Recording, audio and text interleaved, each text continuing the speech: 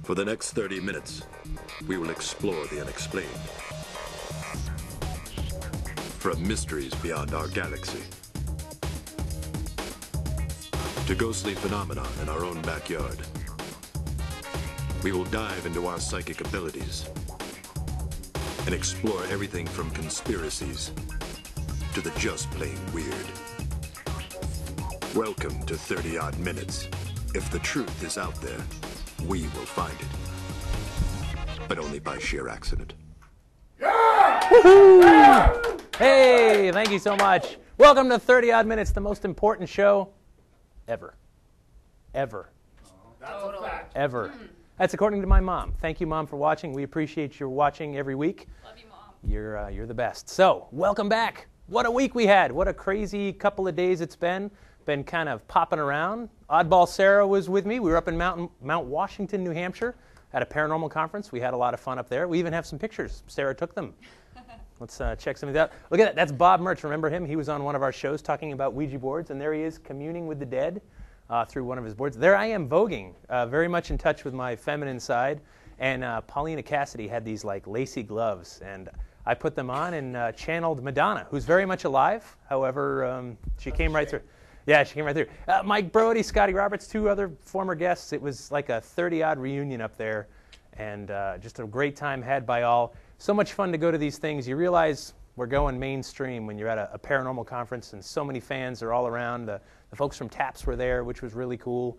It was their event, and just a lot of general mayhem. We got to investigate the hotel. We're going to talk about that in a little bit. I want to also remind you, if you're watching the show live at 30oddminutes.com, please jump in our chat room, because Sarah and Rob and Oddbot 3000 are lonely.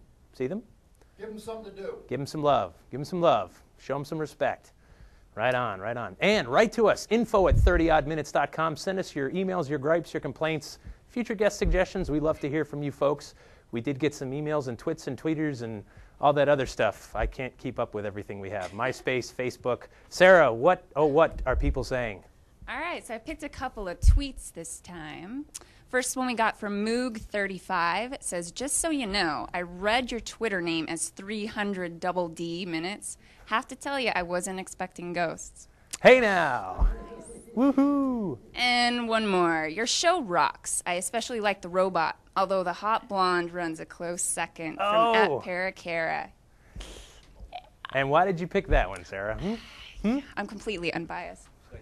What about the ones that think I'm cute? Robots. Huh? I guess we've read enough of my mom's emails over the years that can't get any more. Okay. Those of you that... Oh, hey now, wait a minute. That's odd. That is odd. This is getting awkward. All right, it's a family show. Let's remember that.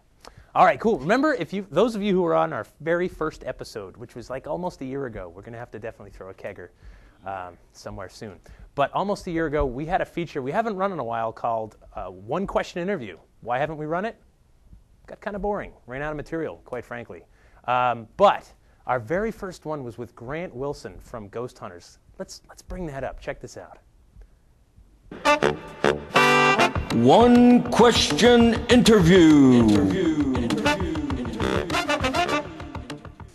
Here with Grant Wilson, one of the stars of the hit sci-fi show Ghost Hunters. Grant Wilson, have you ever done a one-question interview before? No. Thanks. Okay. I was a little nervous. Maybe kind of choked on that. It was only one question. That's what came out. Well, a year later, finally, a chance at redemption. I sat down with Grant Wilson again and got you another one-question interview.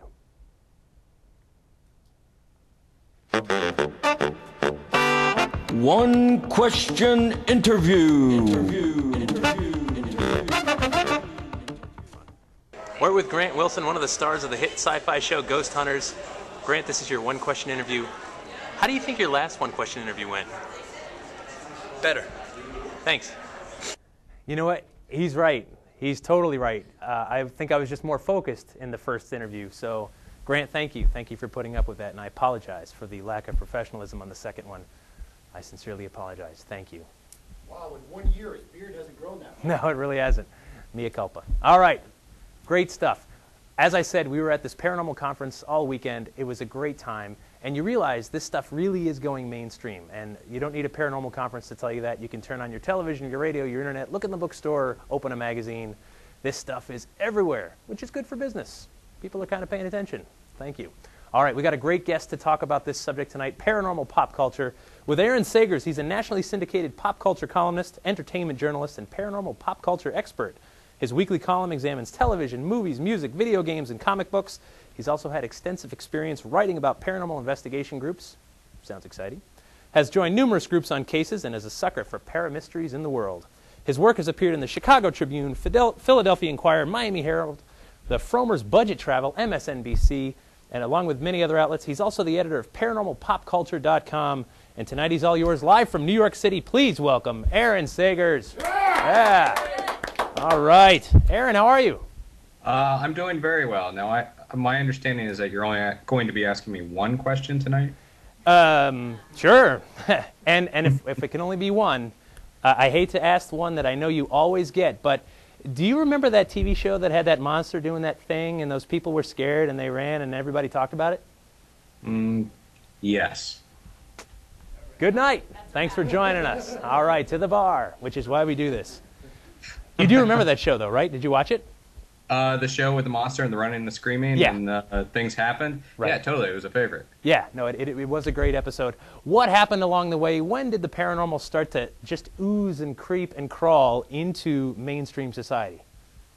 Well, my opinion is it's always been there. The paranormal, we've always had the unexplained. So pretty much from the very beginning, as soon as some guy did a cave painting of chasing after someone with a wildebeest with the spear, then there was another guy that commented on that cave painting and said, "Ooh, look, I'm man chasing after wildebeest with a spear." And there was pop culture right there. So, and the paranormal aspect of it is we were always gathering around campfires and telling stories about the unexplained, and that's pop culture. So it's always been out there. The only thing that's really changed is how we interpret it. Has it gone from scary to funny to for family comedies to comic books to now the reality TV paranormal investigative show? That's sort of the newest thing. But paranormal and pop culture, it's always been out there. Wrong answer. We were actually looking for May of 2009 with the launch of 30 Odd Minutes. Dang, nabbit. But we appreciate you trying. Yeah, no, that was a pretty good answer. If you weren't, if not right, that was a good close second. So yeah, no, you're right, and it is everywhere. My gosh, you turn on any television network today, you're right. The reality genre is full of paranormal, documentary, docudrama, all this other stuff. But along the way, do you think there's catalysts that kind of pick this stuff up and more than usual? Why, yes, I do. Thank you. I think that that was an alley-oop question. I know, I like that. Yeah. Well, one of the things that I identify is the beginning of spiritualism in the early 20th century, late 19th century, with the Fox sisters in New York, upstate New York. Oh, hey, there they are, right there, the lovely Fox sisters. The girls next door, right there. The girls next door, yes. The Fox sisters, they were mediums that became these almost reality TV like celebrities that would pack houses and commune with the dead, and people would show up to see them speak. And it really helped launch the spiritualist movement that really caught the country by storm. It was a belief system, right, but it was also an entertainment fad. So the Fox sisters, they were definitely a big part of that until, of course, they were discredited and admitted to being frauds, and but they did that even in style too, and with a big entertainment spectacle in an auditorium filled with 2,000 people said, "We're fakes, and this is how we faked everybody." Right. So yeah, that's definitely a big catalyst. And here's what's so interesting to me. Spiritualist movement, first of all, still around today, still here. Mm-hmm. There are still spiritualist churches doing very much similar things, although they don't tend to get TV shows and book deals like some of our other well-known mediums. But you're right, the Fox sisters, the first. And so many aspects of modern-day paranormal investigation trace their roots to that spiritualist movement. Now, there was another big catalyst that, my personal opinion, is that spiritualism might not have made it if not for the U.S. Civil War. where you've got just tens of thousands of people dying in an untimely death, people looking for answers, reaching out to mediums saying, you know, my husband, my brother, my son is gone. We still need contact. We need some kind of closure and answers. And so mediums, big business, big boom in the 1860s, and really, you know, I think giving it a shot in the arm. And then byproducts of that, right? Ouija boards and seances and other stuff. But some people didn't think too highly of them, right? I mean, some people thought that it was all fraudulent. Yeah, sure. There were skeptics, I mean, all throughout. And actually another thing that happened right around, also tied into the Civil War, were spirit photos. Right. You know, William Mumler and William Hope, two big spirit photographers, that Civil War families approached these guys saying, you know, we lost loved ones, and we would like to know that they're still out there. Even though they died in battle, we'd like to know that they're still out there. So these were a couple other guys that started taking photos of family with a, you know, ectoplasmic spirit standing behind them, including Mary Todd Lincoln had one as well. So, and those were two more guys that were exposed as frauds eventually. But so luckily, along the way, we had people that were doing the job of debunker and skeptic. And, you know, one of the famous, the one that I love, is Harry Houdini, the master illusionist and escape artist. He was a great paranormal investigator. And there he is right there with Sir Arthur Conan Doyle, his buddy. But the difference is they were sort of the Paris Hilton and Nicole Richie of the time. Conan Doyle was a big believer in the paranormal, and Houdini was the big debunker. So they kind of had a falling out eventually, and ended up going back and forth in the news media saying, no, it's real, no, it's fake, and here's why. Goodness, we had you cut out there. It's a great epic story. Right. We lost just a second of that, of the audio, but basically you were saying it was a great epic story about how these two friends were going back and forth on this subject, one a believer, one a skeptic. And we run into that still today. I mean, there's skeptic groups out there. There's people that, you know, are just diehard debunkers, and there's paranormal investigation groups, and I guess maybe never the two shall meet, but you never know. Right. But here's a bit, sorry, go ahead. Oh, sorry, go on. No, you go. Please, take it. Okay, I'll go. Well, I was just going to say, in a way, the spiritualist movement, even though it still exists as a belief system and philosophy, and people look at it very seriously, from the pop culture standpoint, we've sort of reached this sort of new bizarro spiritualism where instead of gathering together in parlors with mediums to communicate with the dead, what are we doing? We're going to the Mount Washington Hotel for paranormal conferences. We're joining Facebook groups. We're, you know, it's this new thing where instead of using mediums, we're using K2 meters and talking flashlights. You know, we're right. This is the new thing, the new spiritualism. You're absolutely right, and it's not new. There's nothing new about it. It's a Ouija board. It's just now we're using mag lights, and this. You're right. This was all the rage. Aaron was at this event this weekend, by the way, and we got to talk, and I got to hear his lecture, and thought it'd be great for you guys. But you're right. This is such a fad now, is to take a flashlight, picture a regular ordinary flashlight, unscrew the back so it's barely connected. So you know if you tap it, the light will light up and go out, and people talk to it. Flash once for yes, twice for no, 3 times, or however many times for your age. And we saw lots of people doing this. Mm-hmm. And lots of people talking to K2 meters, which is an EMF meter with lights on it. And you'd say, well, light it up all the way if you're here, and make it flash twice, and all this other stuff. But really, some bells and whistles, but nothing new, nothing that wasn't being done 100 years ago in the spiritualist movement. Yeah, and the thing is, the reality TV is the training ground for investigators. You know, the flashlight trick is something that we have seen on some of the shows, and you know, is it true? Is it not? Does it work? Does it not? You know, I will leave that to individual investigators to decide. But you know, one person says no. I will say that it is great for mag light's business because right. The light is the talking flashlight of choice, the preferred talking flashlight of paranormal investigators everywhere. But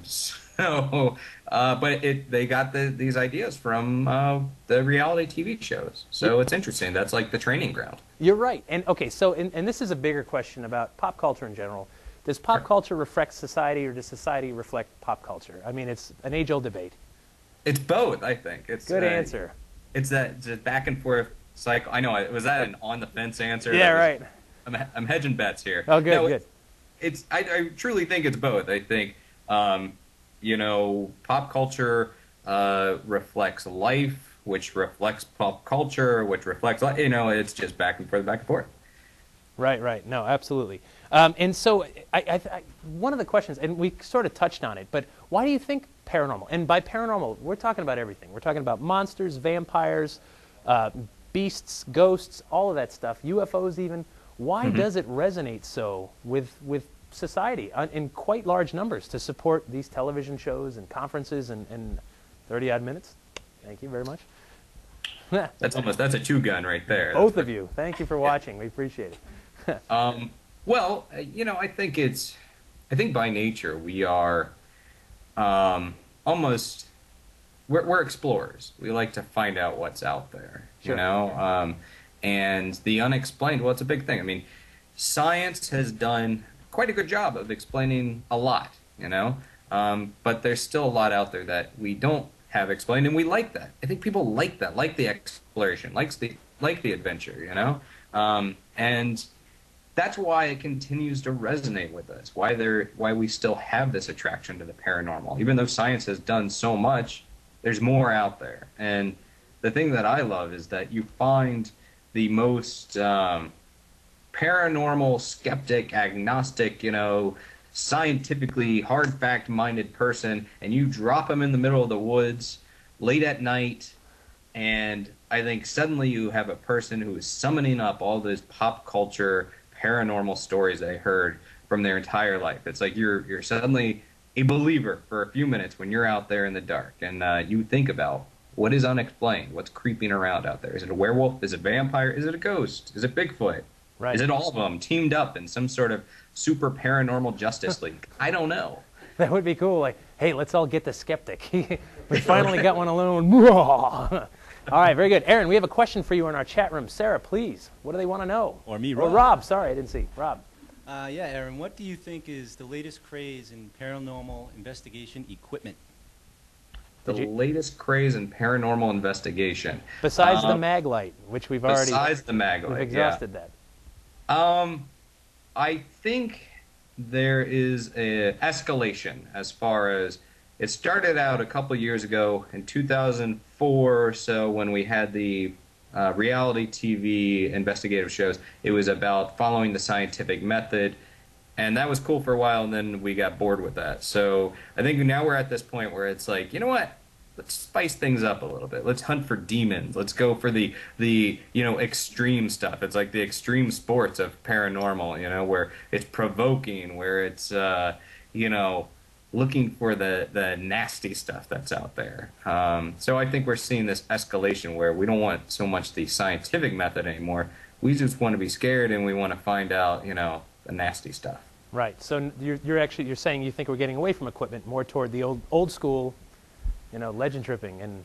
Well, I think we're still using equipment, but yeah, we're playing off of some legends more. It's like we're combining the two of those, So right. We have the mag lights or the K2s or whatever, but we're also playing around with the Ouija boards again. And it's like, all right, if we can get a nasty spirit or a demon to show up and talk to us with the K2, all right, cool, why not, And then I think beyond the ghost things, because the paranormal, as you said, is much bigger than just ghosts, I think the next stage is going to be a cryptozoology trend. I think we're going to see a lot more shows in the vein of Destination Truth and Monster Hunters and that sort of thing. Right. Well, it does, right. It does wax and wane. Okay, speaking of seeking out legends, we ask our viewers for field reports each week, and a lot of you are sending stuff in from all over the country.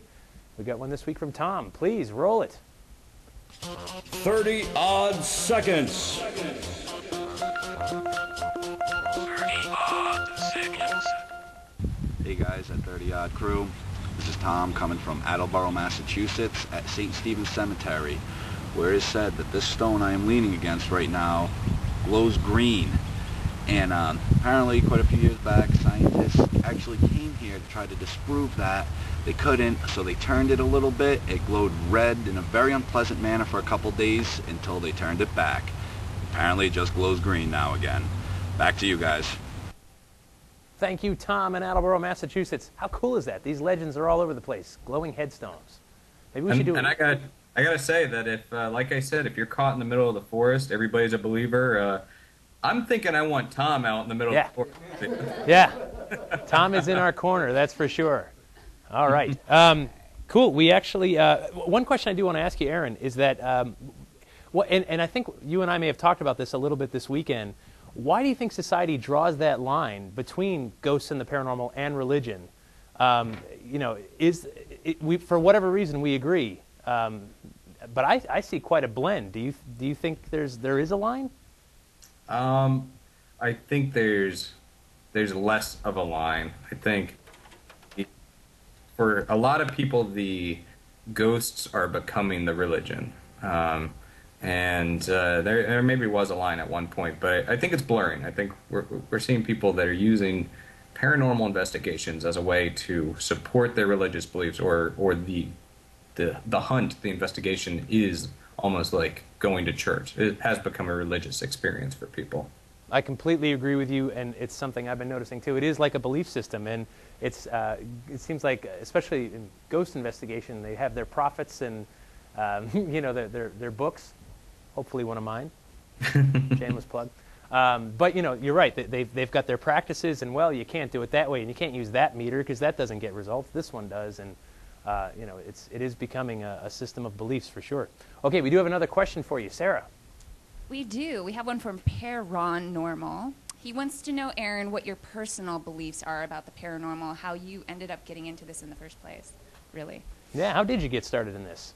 I try to avoid that question because it's just so cliche, but Ron, thank you. Appreciate it. See you this weekend, Ron. Thank you, Ron. Well, you know, it always is connected to the movies and the pop culture for me. Even when I was a little kid, you know, I loved watching those Friday night, Saturday night creature features, and whereas probably most normal kids would not be able to sleep at night or just turn off the TV and that was the end. For me, it translated into throwing beef jerky and flashlights and, you know, whatever I could get into a backpack and running out into the woods looking for monsters and ghosts and everything. So, yeah, I probably was not a well-balanced kid because I saw those movies as teaching lessons for me, ways to go look for monsters, and you know, I probably even carved a few wooden stakes during my time. So yeah, no, absolutely. I don't think that there was a normal kid among us here, so you're in good company. Okay. Yeah, definitely appreciate it. All right, let's talk about some product placement because pop culture is so much about personality, the cult of personality, and once you get there, well, then there's the real opportunity to make some money. The TV shows don't pay so well, but if you've got a product to shill, all the better. And I want to pick up this picture of Dan Aykroyd, if you could bring that up. There it is. Look at that. Tell us what he's holding, Aaron, please. He is holding Crystal Head vodka. And Dan Aykroyd is a true believer. Comes from a long line of spiritualists. His father, his grandfather. His grandfather was a pen pal of Sir Arthur Conan Doyle. And Dan Aykroyd obviously co-wrote Ghostbusters. And so he actually believes in UFOs and ghosts and... haven't got him to comment on cryptozoology just yet, but I would bet that he believes in it. The Crystal Head vodka is based on the 2012 Mayan predictions, and it's a pretty awesome... It's a pretty awesome vodka is what I think. ...to this whole mythology and legend, you know, and it's good vodka, too. Right. And, yeah, I was lucky enough to interview Dan about it, and it's like this triple filtered pure vodka, and it is about drinking into enlightenment. So we try that every week, right after the show. We all do that. We go out to the bar after the show's over. It's kind of our excuse for doing this. But you're right. And so, you know, just cashing in on popular things right now. Like you said, 2012, the Crystal Skulls. You saw the Indiana Jones movie, the latest Indiana Jones movie. It all comes together with booze. And right. Well, yeah. And toys, too. I mean, I think I was telling you that at the New York City Toy Fair, which I covered back in February, there is this trend of the paranormal showing up amongst toys. I mean, obviously, toys aren't just for kids anymore, but You have the Universal Studios monsters being made into action figures. You have Beetlejuice coming back. You have the Nightmare on Elm Street toys, along with the new Nightmare movie. Ghostbusters toys. It's amazing how much of the paranormal is showing up in the toy industry. And personally, I like it because then I have an excuse to bring some goodies home and claim it's for work. You're absolutely right. Andy, wait, could you bring up camera 4, please? Check this out. Come on over. Look at. Hey, this is our desk. We've got zombies, toy zombies. Right. Sasquatch. Oh, very good. Black Jesus. Not so paranormal. Mothman. We've got a chupacabra. It's all here. Thanks for sending us junk. Yeah, I know. I'm so jealous. I wish... that's my plea. Send me toys. Send me toys. Right. We do ask people to send us their junk, and we'll decorate our sets with it. UFOs have been known to fly through here. All that. There it goes. Oh, there goes. My goodness Wow. gracious. You never know when one will be seen. Right. And so let's talk about like how our perception. We were talking earlier about vampires. Mm-hmm. And how they've evolved. They're so sexy right now. They're so pretty. They're good-looking, sexy, late teens and early 20s. They weren't always so. No, and I'm actually so glad you brought that up because, Team Edward, baby. No, not at all. But yes, the current, we like to talk about how vampires are so big right now. And in the Twilight-type vampires are very popular right now. But vampires have always been around. And, even what kills vampires, what makes a vampire, it just changes. We imprint the personality and attributes of a vampire. We imprint a new set with each generation. It's like Nosferatu, the German adaptation of Dracula. That was the first time that we saw vampires burning up in the sunlight. So in that regard, the Twilight vampires kind of got it right. They're able to go out in the sunlight. But vampires, they're nothing new, and they will always be around. Right. There's been nearly like 1,000 vampire movies made, so they're not going anywhere. Right. And we do shape these things into modern times, and it's not just vampires. Think about zombies. This tradition from voodoo culture, really, which is really just an enslaved person who's kind of mindless, to the wonderful old movies where they're just big, dumb, slow-moving creatures, all the way to, shows like 28 Days Later where it becomes this manic, so even the zombie evolves. All these monsters, all these creatures continue to evolve, and then it starts to reflect, from my perspective as a guy that studies legend and lore, it starts to affect those legends. So you take like a Phantom Hitchhiker in the 1960s, the stories are pretty benign. A guy hitchhikes, gets in the car, and then disappears. Now he's stepping into the road and being hit and denting the car and scaring people. And, because like you said earlier, ghosts aren't enough anymore. Now it has to be demonic and evil and frightening again, because we just got used to ghosts.